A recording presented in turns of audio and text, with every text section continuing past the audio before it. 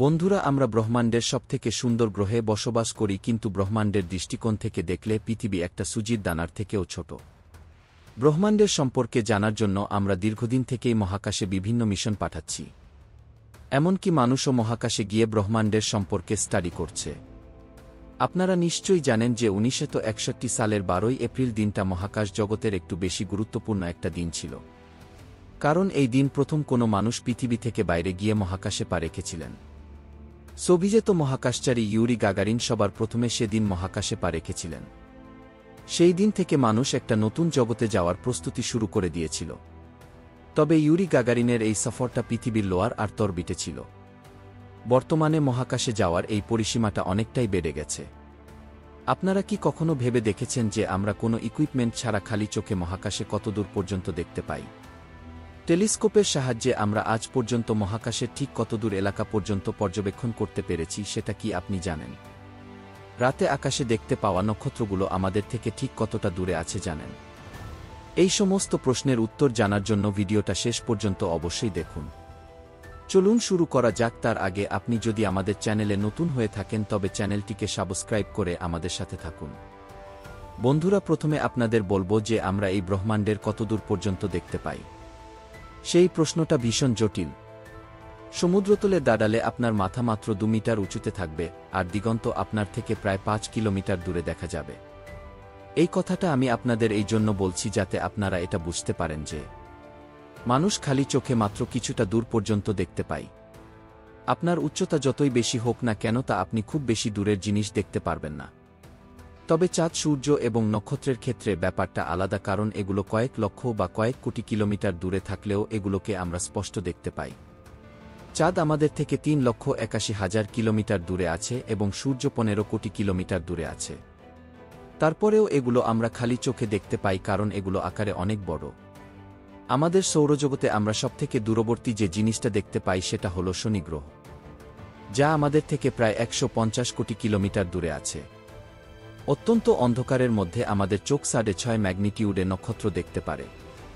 এই পরিস্থিতিতে আমরা 9,000 পৃথক পৃথক নক্ষত্রকে দেখতে পারি। আকাশের সবথেকে উজ্জ্বল নক্ষত্র হল সিরিয়াস, যাকে আমরা 86 আলোক বর্ষ দূর থেকেও দেখতে পাই। নিজেদের গ্যালাক্সি থেকে বাইরে বেরিয়ে আমরা যদি অন্য গ্যালাক্সির কথা বলি তাহলে আমরা মহাকাশে উপস্থিত বড় ম্যাগলেনিক ক্লাউড এবং ছোট ম্যাগলেনিক ক্লাউডও দেখেছি, যেটা আমাদের থেকে 1,60,000 আলোক বর্ষ দূরে এবং 2 লক্ষ আলোক বর্ষ দূরে আছে।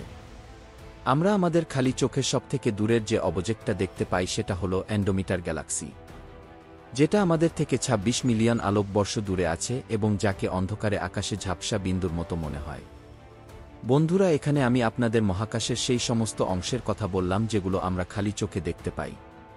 তবে খালি চোখে এই সমস্ত অবজেক্টগুলোকে একটা বিন্দুর মতো মনে হয়। এগুলো পরিষ্কারভাবে দেখার জন্য আমাদের টেলিস্কোপ এবং আধুনিক প্রযুক্তির ইকুইপমেন্টের প্রয়োজন হয়।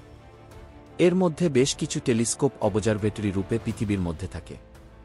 আবার কিছু টেলিস্কোপ মহাকাশে থাকে, যার মধ্যে হাবেল টেলিস্কোপ, স্পিডার স্পেস টেলিস্কোপ প্রভৃতি অন্যতম। স্বাভাবিকভাবেই এই সমস্ত টেলিস্কোপের দেখার ক্ষমতা অনেক বেশি হয়ে থাকে। এই টেলিস্কোপগুলো নক্ষত্র এবং গ্যালাক্সিকে দেখার পাশাপাশি মহাকাশে অদ্ভুত সমস্ত জিনিস খুঁজে বার করার কাজও করে থাকে। তবে এইসব জিনিস খুঁজে বার করারও একটা নির্দিষ্ট সীমা আছে। টেলিস্কোপের সাহায্যে আমরা ব্রহ্মাণ্ডের সামান্য কিছু অংশই দেখতে পাই। মানুষ খালি চোখে ব্রহ্মাণ্ডের কোনো অংশ দেখতে পায়, সেটা তো আপনারা জানতে পারলেন। কিন্তু এখানে প্রশ্নটা হলো, আজ পর্যন্ত আমরা ব্রহ্মাণ্ডের কতটুকু অংশ দেখেছি এবং টেলিস্কোপের সাহায্যে আমরা ব্রহ্মাণ্ডের কতটুকু অংশই বা দেখতে পাই? ব্রহ্মাণ্ডের কিছু ফান্ডামেন্টাল ফ্যাক্ট আছে যেগুলো অস্বীকার করা সম্ভব নয়। এই সমস্ত ফ্যাক্ট ব্রহ্মাণ্ডের উৎপত্তি, তার অতীত এবং বর্তমানের সঙ্গে জড়িয়ে আছে। আমরা সবাই এটা জানি যে মহাকাশের সৃষ্টির কাহিনী বিগ ব্যাং এর থিওরির সঙ্গে সম্পর্কিত। এই থিওরি অনুযায়ী সবকিছু একটা ক্ষুদ্র পরমাণু থেকে শুরু হয়েছিল, যা আগামী লক্ষ কোটি বছর ধরে প্রসারিত হয়েছে।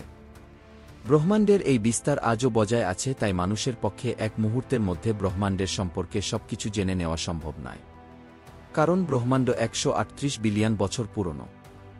অন্যদিকে মাত্র কয়েক হাজার বছর আগেই মানুষ পৃথিবীতে বিকাশ লাভ করেছে। পাশাপাশি স্পেস এক্সপ্লোরেশন শুরু হয়েছে আজ থেকে মাত্র 60 বছর আগে। তা এখনও পর্যন্ত ব্রহ্মাণ্ডের যে অংশটাকে আমরা দেখেছি সেটা সম্পূর্ণ ব্রহ্মাণ্ডের নামমাত্র অংশ। বিজ্ঞানের পরিভাষায় এই অংশটাকে অবজারভেবল ইউনিভার্স বা দৃশ্যমান ব্রহ্মাণ্ড বলা হয়ে থাকে। বর্তমান সময়ে এটা হল মহাকাশের সে অংশ যেখানে পৃথিবী থেকে দেখা সমস্ত নক্ষত্র, গ্যালাক্সি, গ্রহ এবং ডার্ক ম্যাটার উপস্থিত আছে। দীর্ঘদিন ধরে স্ফেরিক্যাল অংশটাকে দেখার এবং অনুসন্ধান করার চেষ্টা চলছে। টেলিস্কোপের সাহায্যে অবজারভেবল ইউনিভার্সের বেশিরভাগ এলাকা দেখার এবং কভার করার কাজ চলছে, কিন্তু এর বাইরের অংশটা খুঁজে বার করাই আমাদের আসল উদ্দেশ্য। আসলে আজ পর্যন্ত আমরা অবজারভেবল ইউনিভার্সের বাইরে কি আছে সেটা দেখতে পাইনি। এর পেছনে থাকার সম্ভাব্য কারণ হল উপযুক্ত ইকুইপমেন্টের অভাব। ব্রহ্মাণ্ডের বিভিন্ন অংশ অনুসন্ধান করার জন্য আমাদের কাছে সবথেকে গুরুত্বপূর্ণ যে ইকুইপমেন্টটা আছে সেটা হল হাবেল স্পেস টেলিস্কোপ। এর সাহায্যে আমরা এখনও পর্যন্ত সবথেকে দূরের যে নক্ষত্র দেখতে পেয়েছি তার নাম হল ইকারাস। এই নক্ষত্রটা পৃথিবীর থেকে 9 বিলিয়ন আলোকবর্ষ দূরে আছে এবং এটা এখনও পর্যন্ত খুঁজে পাওয়া সবথেকে দূরবর্তী এক নক্ষত্র, যাকে হাবেলের গ্র্যাভিটেশনাল লেন্সের মাধ্যমে খুঁজে বার করা হয়েছে। তবে এই নক্ষত্রটা অবজারভেবল ইউনিভার্সের অংশে আজ পর্যন্ত ব্রহ্মাণ্ডের সবথেকে গভীর এবং দূরবর্তী পয়েন্টটাকে দেখার কাজ করেছে হাবেল স্পেস টেলিস্কোপ। এই টেলিস্কোপের সাহায্যে আমরা আজ পর্যন্ত ব্রহ্মাণ্ডের 15 বিলিয়ন আলোকবর্ষ দূর পর্যন্ত এলাকাকে পর্যবেক্ষণ করতে পেরেছি। তবে হাবেল টেলিস্কোপের সাহায্যে এর থেকে দূরে দেখা সম্ভব নয়। অন্যান্য টেলিস্কোপের সাহায্যে মহাকাশচারীরা 2 বিলিয়ন আলোকবর্ষ দূর পর্যন্তই দেখতে পেয়েছেন। এর সাহায্যে বোঝা যায় যে মহাকাশে এর থেকে বেশি গভীরে প্রবেশ করা আমাদের পক্ষে সম্ভব নয়, কারণ আমাদের কাছে এতটা আধুনিক ইকুইপমেন্ট নেই যে সেটা মহাকাশের আরও গভীরে প্রবেশ করবে। মহাকাশের কতদূর পর্যন্ত আমরা পর্যবেক্ষণ করতে পেরেছি সেটা তো আপনারা জানলেন, তবে এবার আপনাদের এটাও জানা প্রয়োজন যে আমরা কি এর বাইরেও আরও কিছু এক্সপ্লোর করতে পারব। কারণ সময় যত এগোচ্ছে ব্রহ্মাণ্ডের সীমাও তত প্রসারিত হচ্ছে। তাহলে কি আমরা ভবিষ্যতে অবজারভেবল ইউনিভার্সের বাইরে দেখতে পাব? বিজ্ঞানীদের দৃষ্টিকোণ থেকে দেখলে এর উত্তর হল না, কারণ এখনও পর্যন্ত আমরা আমাদের অবজারভেবল ইউনিভার্সের সম্পূর্ণ অংশ এক্সপ্লোর করতে পারিনি। আসলে আমাদের ইউনিভার্স একটা স্ফিয়ার যা পৃথিবী থেকে 46 বিলিয়ন আলোকবর্ষ দূর পর্যন্ত বিস্তৃত। টেলিস্কোপের সাহায্যে আমরা মাত্র 10 থেকে 15 বিলিয়ন দূর পর্যন্তই দেখতে পেয়েছি। তাই 46 বিলিয়ন আলোকবর্ষ দূর পর্যন্ত দেখার আশা তো ছেড়েই দিন। হয়তো ভবিষ্যতে আমরা এমন কোনো টেলিস্কোপ বানাতে সফল হব যেটা ব্রহ্মাণ্ডের বাকি অংশকে আমাদের সামনে তুলে ধরবে। বর্তমান সময়ে অবজারভেবল ইউনিভার্সে 2 ট্রিলিয়ন গ্যালাক্সি আছে যেগুলো আমাদের পক্ষে প্রত্যক্ষ করা সম্ভব নয়। তবে বিজ্ঞানীদের কাছে এর থেকেও বড় চ্যালেঞ্জ হল অবজারভেবল ইউনিভার্সের বাইরের জগৎ সম্পর্কে অনুসন্ধান করা। কারণ এই অসীম ব্রহ্মাণ্ড শুধুই রহস্য ঘেরা, আর এই সমস্ত রহস্য তখনই উন্মোচন করা সম্ভব হবে যখন আমরা ব্রহ্মাণ্ডের সমস্ত এলাকা খুঁজে বার করতে পারব। বন্ধুরা, এই সব কিছু শোনার পর আপনাদের নিশ্চয়ই জানতে ইচ্ছা করছে যে এই অবজারভেবল ইউনিভার্সের বাইরে কি থাকতে পারে। 93 বিলিয়ন বা 9,300 কোটি আলোকবর্ষ জুড়ে বিস্তৃত অবজারভেবল ইউনিভার্স হল ব্রহ্মাণ্ডের সেই অংশ যেটা আমরা দেখতে পাই।